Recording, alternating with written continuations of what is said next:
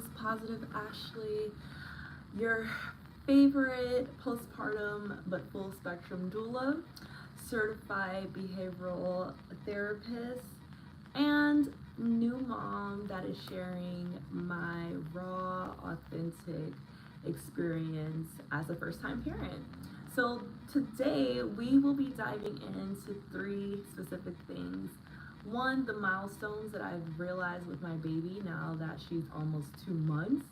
Um, New parental wins and teamwork solutions that my partner and I have embedded to make our cohabitating experience more cohesive. And lastly, some doula hacks for your baby. And if they don't work for you, I'm only sharing them because they have worked for me, and I hope that they will, work for you. And if you have any questions about them, please comment down below or give me additional topics or subjects that you would like me to go into as a doula. Again, this is my first time being a mom, and I have been a certified doula for since 2018, so however many years that is. So I just want to dive in and make this fun, interactive, and share what life has been like thus far. So here we go. So we are in 7 weeks. I'm a little delayed with this video. I did a video before, but for some reason my sound wasn't coming in, so I hope everybody hears me fine and okay. I'm looking a little rough today. This is a domestic day for myself, so I just mopped, I'm folding clothes, I'm doing laundry, taking care of self, and I honestly just, each day feels different, right? So now that I'm in 7 weeks,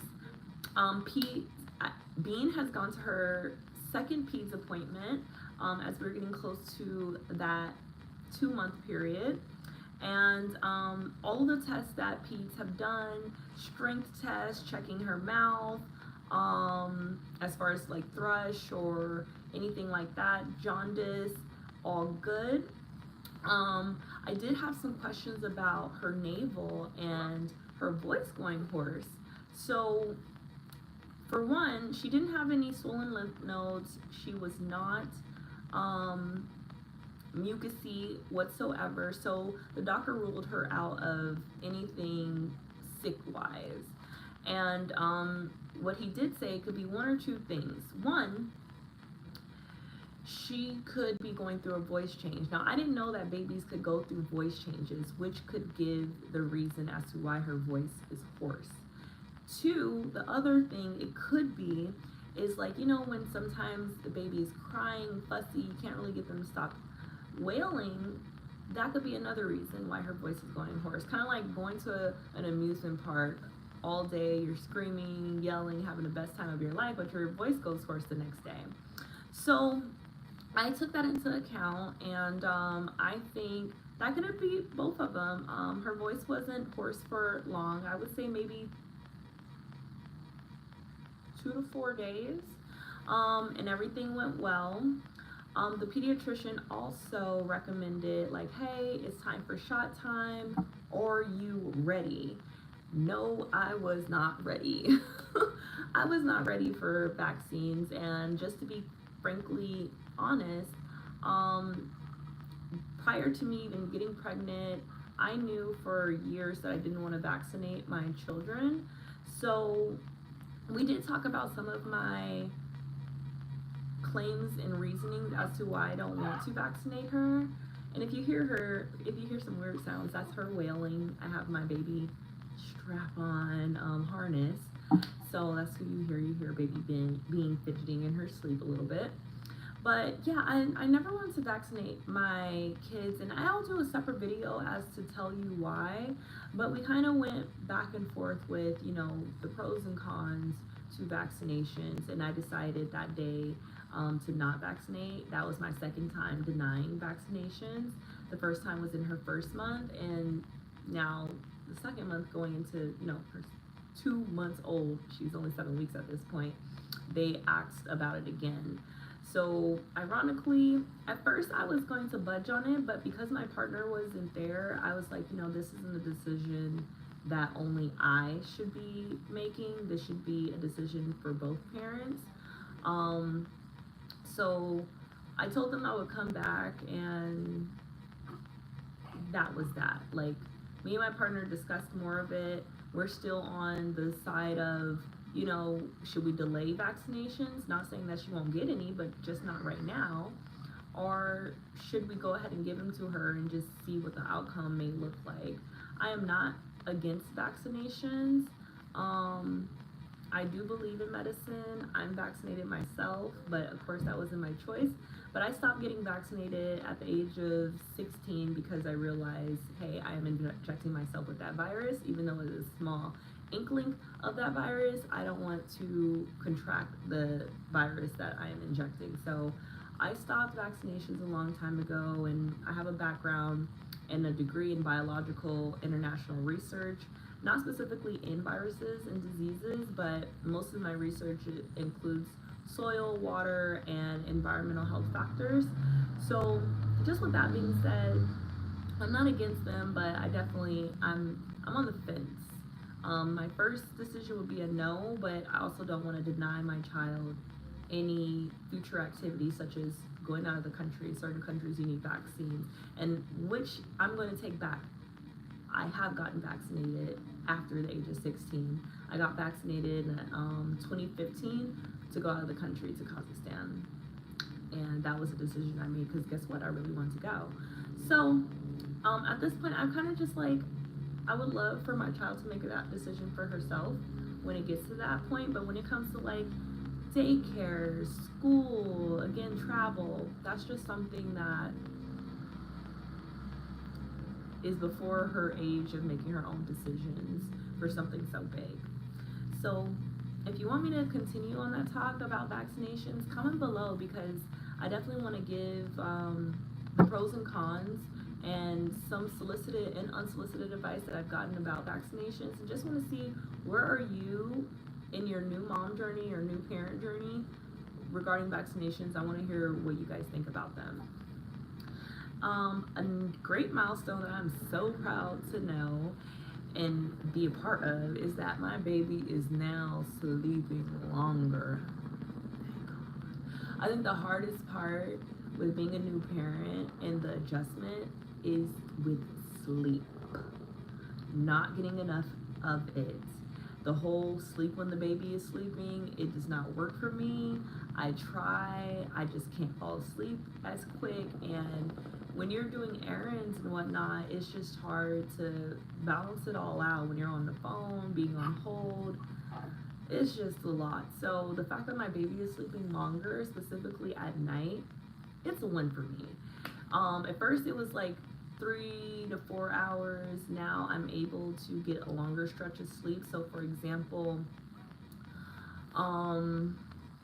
I didn't realize this until my mom was watching her, and she was like, yep, you already slept through the whole night. I didn't have to wake up other than to give her her bottle and pat her back to sleep, give her a burp.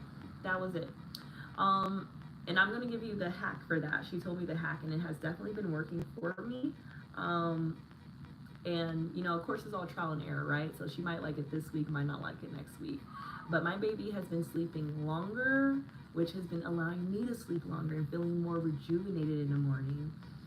So going back to that example, typically falling asleep in between 11, 12 midnight, and she'll stay asleep up until like 4, 5-ish o'clock.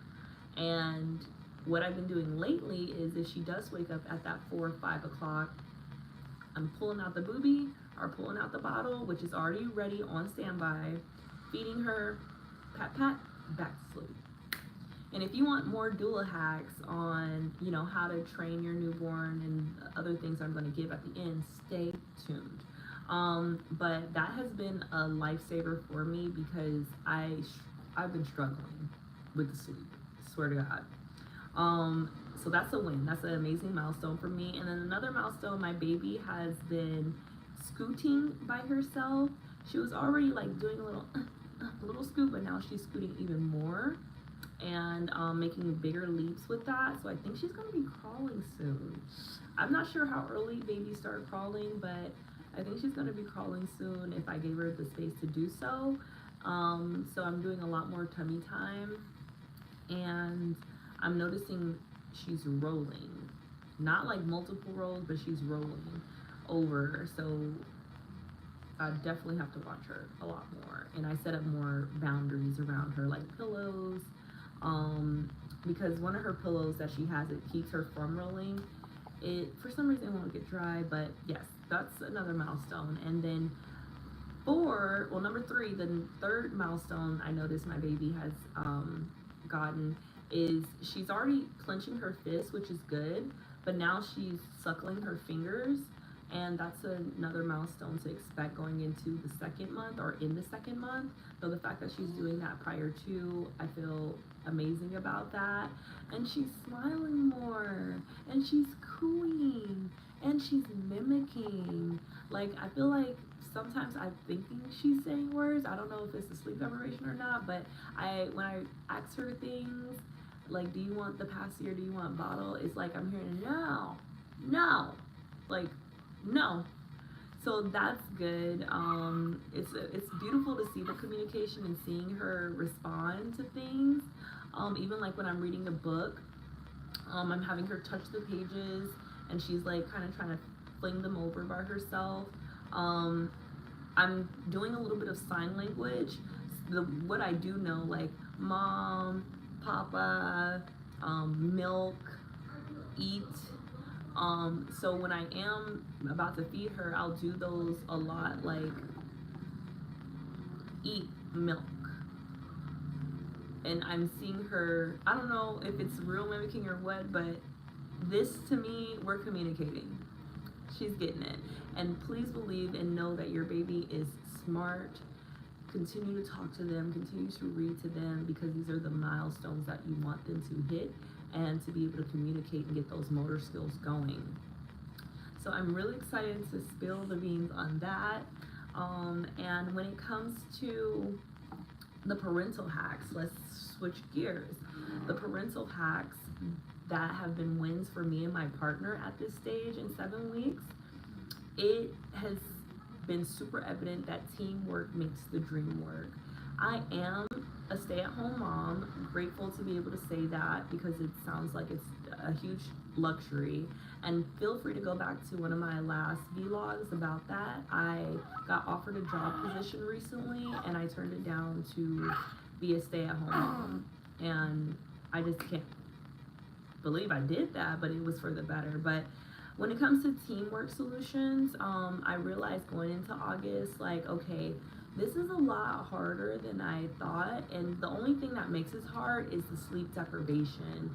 So ladies, ladies or parents, if you are taking that role to be the stay-at-home parent, please navigate your mate where you need them so the team can be stronger. So for example, I realized I was struggling with sleep, and something had to give.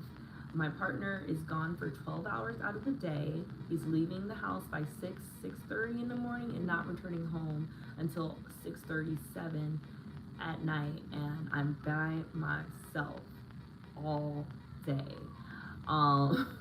And that can be, kind of crazy, right? Like, you're in the house. I do go on walks here and there, but it's not the same. Like, I'm kind of confined, and it's not his fault, but it's just the fact of the matter. My baby's not vaccinated. I'm not really comfortable with leaving for long periods of time right now.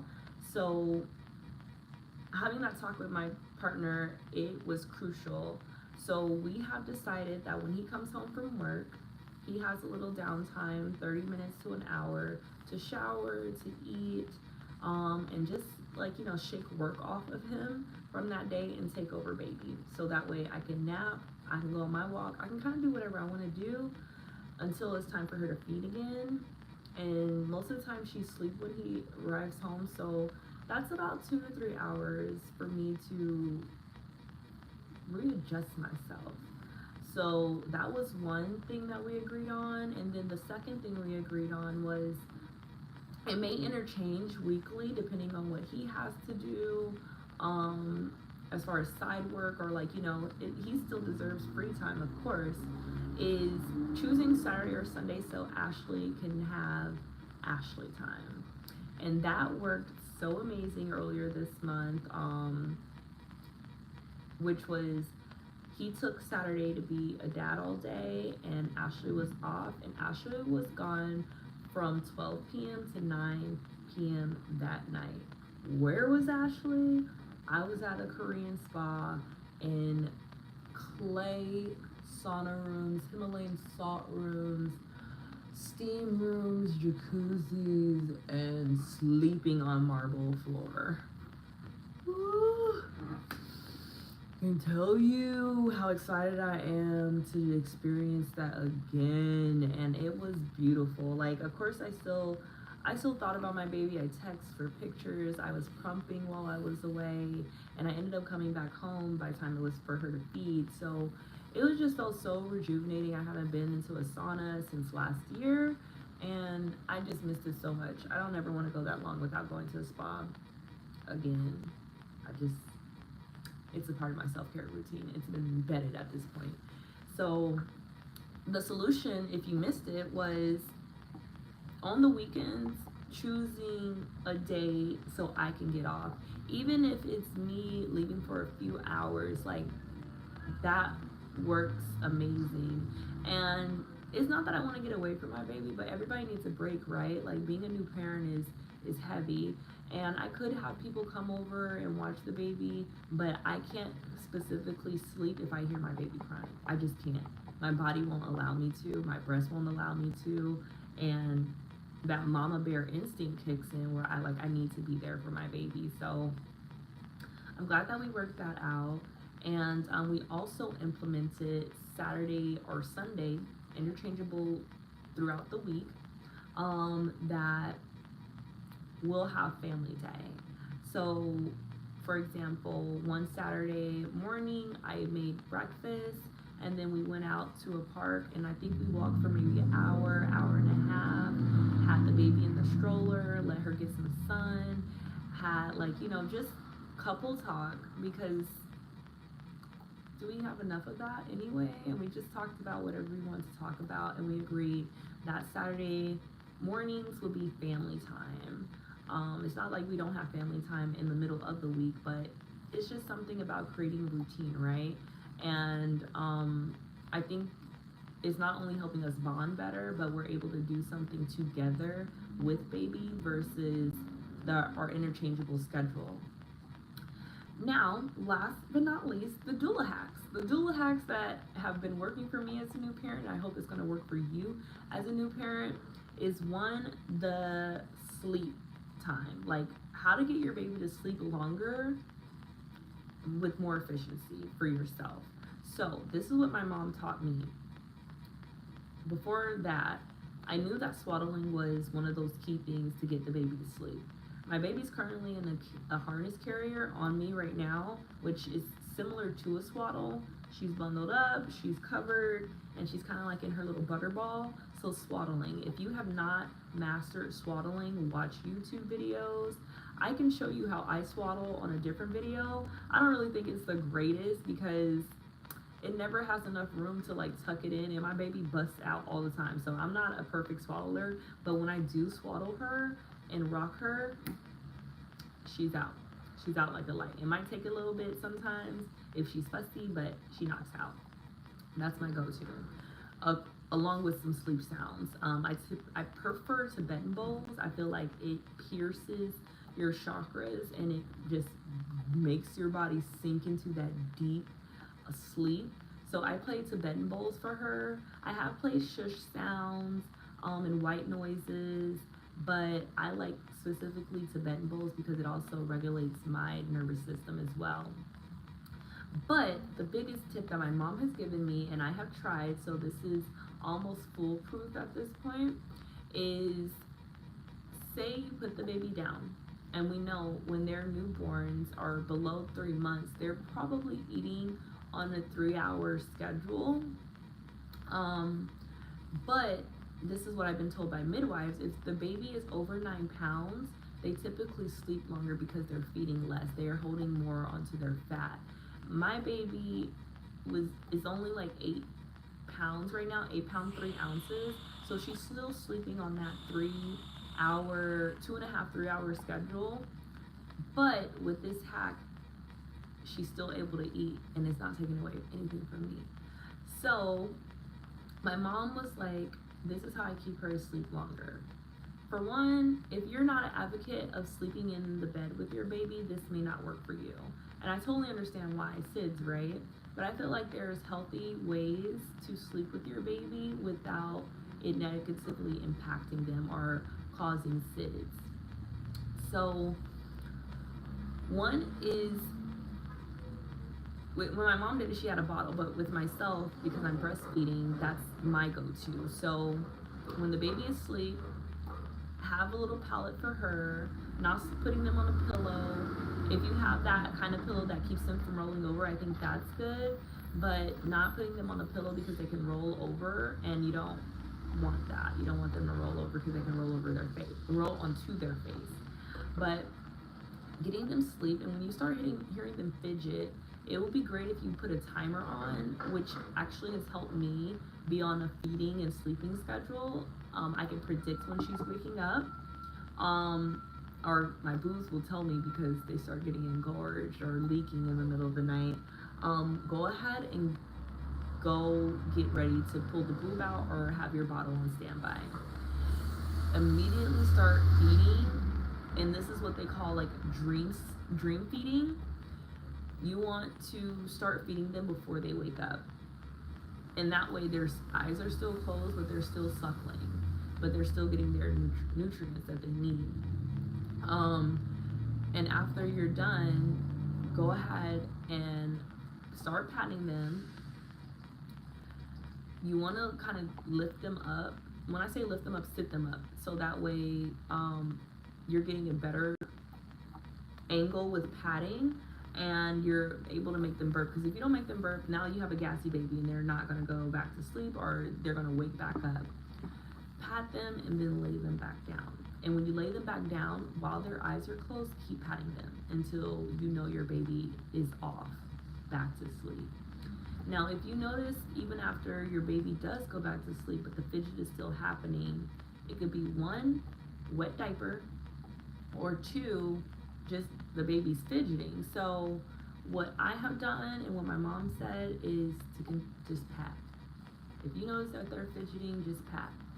Soothe them back to sleep.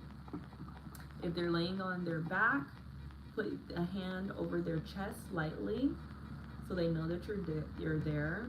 I do a lot of skin to skin, so I think my baby has like, not separation anxiety, but she's used to feeling me. So hand on the chest, hand on the head. You can even cover their eye a little bit so that way their eyes are still closed.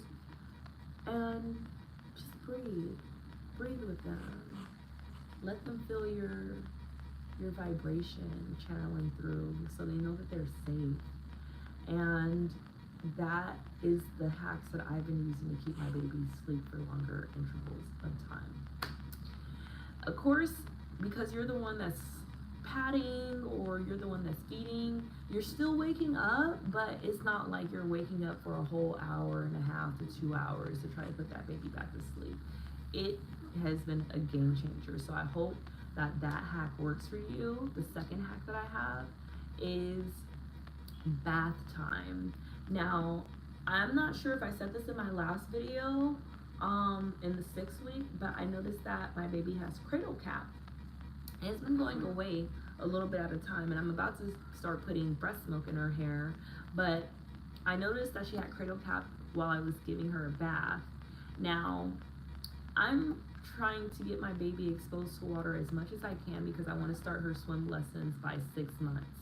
And you want to consider at least over 6 months because, for one, anybody can die from a teaspoon of water, like gagging, choking on a teaspoon of water. And then 2, babies are not able to digest water until at least 6 months old. Now I know there's some people that's like, oh, well, I started giving my kid food, like purees and things like that in between 4 to 6 months. Good for you. I just don't want to make any mishaps. I have heard from professionals and other moms that they've started introducing foods at 4 months. I'm sticking to 6 months just so I'm not running into any digestive issues. Because my baby specifically, when she was in the womb, her stomach was the smallest thing that was growing. So I'm not saying that you can't do it, but I'm speaking on my experience per se. And what I noticed with bath time aside of the cradle cap, I've tried bath time in the sink, I've tried bath time in the tub, and I've tried bath time by taking a shower. So far, the shower has been the #1 stunner. But what I was gonna say about bath time, one time I gave her a bath while she was sleeping. I just wanted to see, because I was like, I have to bathe her, but I also don't want to wake her up, so let's just see. Because naturally babies are in amniotic fluid and floating anyway, so I was like, I want to see. That was the most peaceful bath time ever. I used my Peri bottle as my water dropper, to wash her off and stuff, but I wrapped her up in a towel at first and wet the towel, warm water. She was used to it. I was like, okay, I'm good, she's not waking up. And then I started opening up the towel, keeping the towel underneath her back, but opening the front so that way I can wash her body. That still went good. And at this point as well, I forgot to mention this, I was also using lavender body wash from Honest. It's body and hair shampoo. So I started washing her hair, and I didn't get my baby to wake up not once. It was such a peaceful moment. So hello, welcome and thank you for tuning in. But I didn't have any issues out of my baby at all, and I was able to soothe her down with some lavender body lotion, and it was just a beautiful moment. So if you have the time to bathe your baby while they're asleep, that's going to be your best bet. The second thing, and a second hack, if you have not tried it just yet, when it comes to bath time for baby, I got in the shower with my baby, and this is what I got in the shower with her. Wait. Now, she's a little bit heavier now, but she was smaller at one point, and this is just a cloth harness. No straps or buckles. I got in the shower with this. It's cloth, it's breathable, so it really, really worked for me, and I was able to wash myself as well. But without this is like an extra piece that you can use to keep the baby up. But I used this to wash the baby, and I was able to get it wet. I was able to move freely, and she was awake at this point. So I just wanted to try it because one, I needed to shower, and it didn't seem like she was going to go sleep anytime soon. So I put this on. This is something that she loves being in, my little kangaroo pouch, and had the water on medium temperature, felt good. And I talked to her the entire way, and I assured her hey, you're safe. I didn't get any crying about to happen. She seemed happy. I even put her underneath the shower spout, and she loved it. I felt like we were having a whole water party. I loved it. She loved it. I'm gonna say maybe we showered for 10-15 minutes, but it was great. It was so great. And again, I washed her with lavender body wash. I feel like I'm now going to invest in another what is those water, not filter, but the essential oils, that little machine. I think I'm going to invest in one of those just so I can have lavender around all the time to soothe. But when I say those two things have been a game changer, my baby particularly doesn't care to be in a tub, a bathtub with me in it. I don't know if she doesn't like sitting down or what, but the sink and the shower has been my go-to, on top of using the Honest lavender products. I can show those products a different time. I don't feel like getting up, but they're at Target. on Amazon, and they sell them in bundles as well. So those are my 2 doula parenting hacks. If you are a new parent and you're trying to figure out how to wash your baby and have them enjoy it, or if you're trying to get them to sleep longer. Now remember, I always give a doula hack, a new parenting hack at the end of every video. So if you missed the other ones, I want you to go back and watch them, or tune back into this video when it's done uploading, and you'll get those hacks as well. So I'm gonna come back and maybe a day and give my 8-week, because it is going to be 2 months. My baby's gonna be 2 months old, and it happened so fast, and I want to share some of her new milestones, as well as some of the doula and midwife tips, because I have a midwife appointment coming up, and I always get new hacks based on where Bean is and how to cater to her at that stage, or that week that I went to go visit.